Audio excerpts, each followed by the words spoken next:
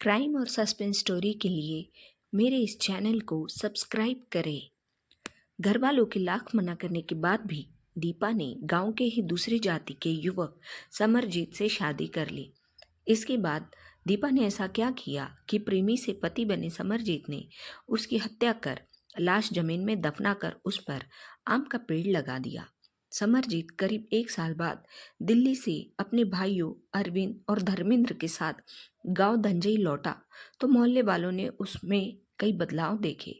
उसके पहनावे और बातचीत में काफ़ी अंतर आ चुका था। उसका बातचीत का तरीका गांव वालों से एकदम अलग था। इससे गांव वाले समझ गए कि दिल्ली में उसका काम ठीक ठाक चल रहा है। धंजई गांव उत्तर प्रदेश के जिला सुल्तानपुर के थाना कुंडेबहार में पड़ता है।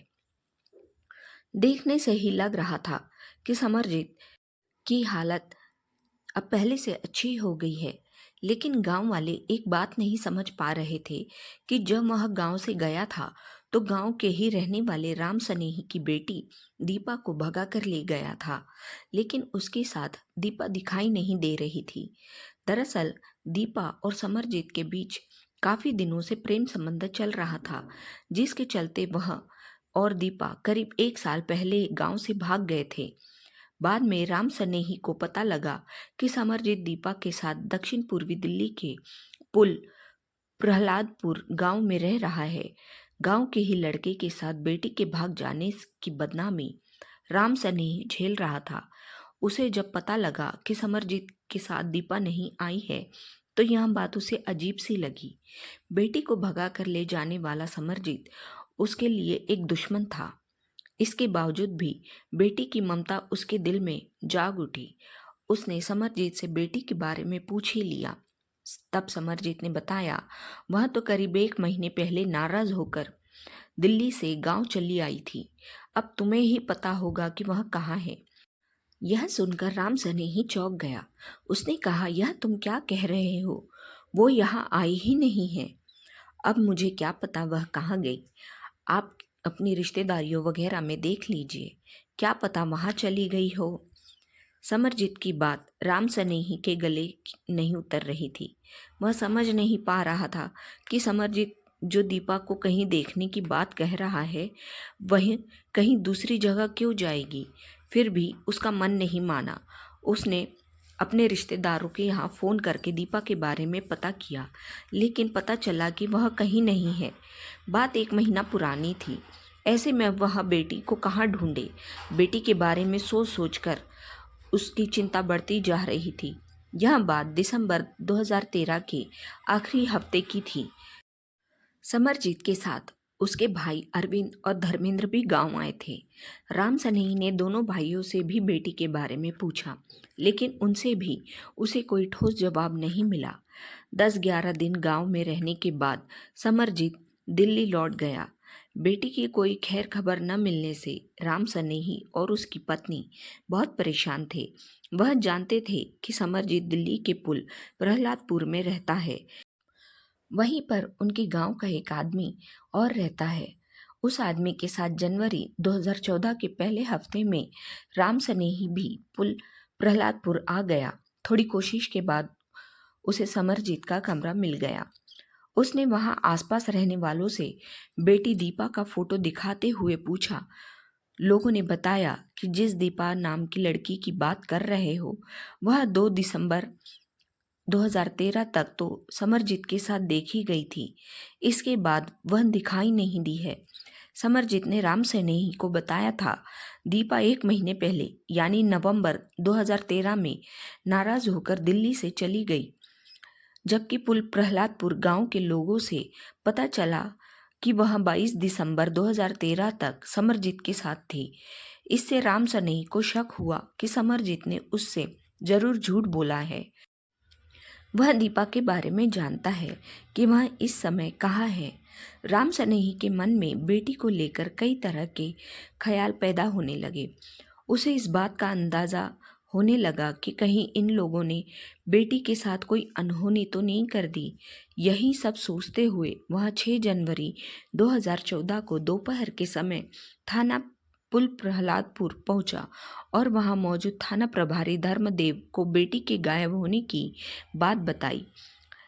राम सनेही ने थाना प्रभारी को बेटी का हुलिया बताते हुए आरोप लगाया कि समरजीत और उसके भाइयों अरविंद व धर्मेंद्र ने अपने मामा नरेंद्र, राजेंद्र और वीरेंद्र के साथ बेटी को अगवा कर उसके साथ कोई अप्रिय घटना को अंजाम दे दिया है। थाना प्रभारी धर्मदेव ने उसी समय राम सनेही की तहरीर पर भादवी की धारा 365 34 के तहत रिपोर्ट दर्ज कराकर सूचना एसपी जसवीर सिंह मलिक को दे दी। मामला जवान लड़की के अपहरण का था, इसलिए एसपी जसवीर सिंह मलिक ने थाना प्रभारी धर्मदेव के नेतृत्व में एक पुलिस टीम बनाई। टीम में inspector R S. Naruka, sub inspector Kishore Kumar, Yudhveer Singh, head constable Shravan Kumar, Naeem Ahmed, Rakesh, constable Anuj Kumar Tomar, Dharam Singh आदि को शामिल किया। उधर दिल्ली में रह रहे समरजीत और उसके भाइयों को जब पता चला कि दीपा का बाप राम सनेही पुल प्रहलादपुर आया हुआ है तो तीनों भाई दिल्ली से फरार हो गए। पुलिस टीम जब उनके कमरे पर गई तो वहां पर उन तीनों में से कोई नहीं मिला। चूंकि तीनों आरोपी राम सनेही के गांव के ही रहने वाले थे, इसलिए पुलिस टीम राम सनेही को लेकर यूपी स्थित उसके गांव धंजई पहुंची, लेकिन घर पर समरजीत और उसके घर वालों में से कोई नहीं मिला। अब पुलिस को अंदेशा हो गया कि जरूर कोई न कोई गड़बड़ है, जिसकी वजह से ये लोग फरार हैं। गांव के लोगों से बात कर यूपी पुलिस ने यह पता लगाया कि इनके रिश्तेदार वगैरह कहाँ कहाँ रहते हैं, ताकि वहां जाकर आरोपी को तलाशा जा सके। इससे पुलिस को पता चला कि सुल्तानपुर और फैजाबाद के कई गांवों में समरजीत के रिश्तेदार रहते हैं। उन रिश्तेदारों के यहाँ जाकर दिल्ली पुलिस ने दबिशें दी, लेकिन वे सब वहां भी नहीं मिले। दिल्ली पुलिस ने समरजीत के सभी रिश्तेदारों पर दबाव बनाया कि आरोपियों को जल्द से जल्द पुलिस के हवाले करे। उधर बेटी की चिंता में राम सनेही का बुरा हाल था। वह पुलिस से बार बार बेटी जल्द तलाशने की मांग कर रहा था। समरजीत या उसके भाइयों से पूछताछ करने के बाद ही दीपा के बारे में कोई जानकारी मिल सकती थी, इसलिए दिल्ली पुलिस की टीम अपने स्तर से ही आरोपियों को तलाशती रही। 9 जनवरी 2014 को पुलिस को सूचना मिली कि समरजीत सुल्तानपुर के ही गांव नगईपुर सामरी बाजार में रहने वाले अपने मामा के यहाँ आया हुआ है। खबर मिलते ही पुलिस नगईपुर गांव पहुंच गई। सूचना एकदम सही निकली। वहां पर समरजीत, उसके भाई अरविंद और धर्मेंद्र के अलावा उसका मामा नरेंद्र भी मिल गया। चूंकि दीपा समरजीत के साथ ही रह रही थी, इसलिए पुलिस ने सबसे पहले उसी से दीपा के बारे में पूछा। इस पर समरजीत ने बताया, सर, नवंबर 2013 में दीपा उससे लड़ झगड़ कर दिल्ली से अपने गांव जाने को कहकर चली आई थी। इसके बाद वह कहाँ गई इसकी उसे जानकारी नहीं है, लेकिन पुल प्रहलादपुर में जहां तुम लोग रह रहे थे, वहां जाकर हमने जांच की तो जानकारी मिली कि दीपा 23 दिसंबर 2013 को दिल्ली में ही तुम्हारे साथ थी। थाना प्रभारी धर्मदेव ने कहा तो समरजीत के चेहरे का रंग उड़ गया।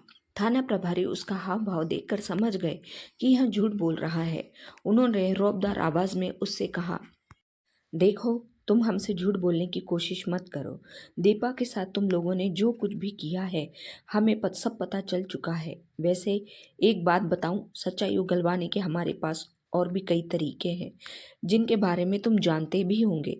अब गनीमत इसी में है कि तुम सारी बातें हमें खुद बता दो, वरना। इतना सुनते ही मन डर गया। वह समझ गया कि अगर सच नहीं बताया कि पुलिस बेरहमी से उसकी पिटाई करेगी, इसलिए वह सहम कर बोला, सर, हमने दीपा को मार दिया है। उसकी लाश कहाँ है? थाना प्रभारी ने पूछा।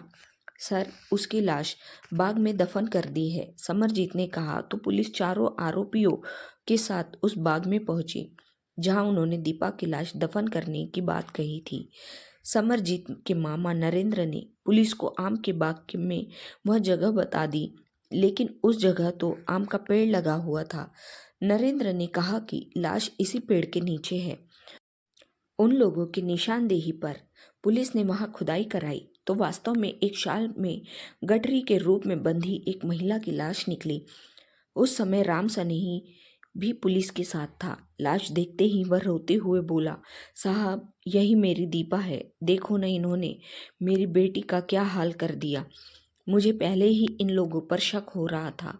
इनके खिलाफ आप सख्त से सख्त कार्रवाई कीजिए ताकि ये बच न सके। वहां खड़े गांव वालों ने तसल्ली देकर किसी तरह राम सनेही को चुप कराया।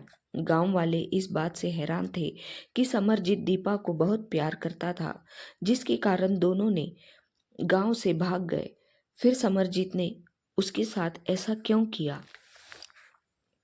पुलिस ने लाश का मुआयना किया तो उसके गले पर कुछ निशान पाए गए। इससे अनुमान लगाया गया कि दीपा की हत्या गला घोंटकर की गई थी। मौके की जरूरी कार्रवाई निपटाने के बाद पुलिस ने लाश को पोस्टमार्टम के लिए सुल्तानपुर के पोस्टमार्टम हाउस में भेज दिया और चारों अभियुक्तों को गिरफ्तार करके दिल्ली ले आई। थाना पुल प्रहलादपुर में समरजीत, अरविंद, धर्मेंद्र और इनके मामा नरेंद्र से जब पूछताछ की गई तो दीपा और समरजीत के प्रेम प्रसंग से लेकर मौत का ताना बाना बुनने तक की जो कहानी सामने आई वह बड़ी ही दिलचस्प निकली। उत्तर प्रदेश के जिला सुल्तानपुर के थाना कुंडेभार में आता है एक गांव धनजई। इसी गांव में सूर्यभान सिंह परिवार के साथ रहता था। उसके परिवार में पत्नी के अलावा 3 बेटे धर्मेंद्र, अरविंद और समरजीत थे। अरविंद और धर्मेंद्र शादीशुदा थे। दोनों भाई दिल्ली में ड्राइवर की नौकरी करते थे। समरजीत गांव में ही खेती किसानी करता था।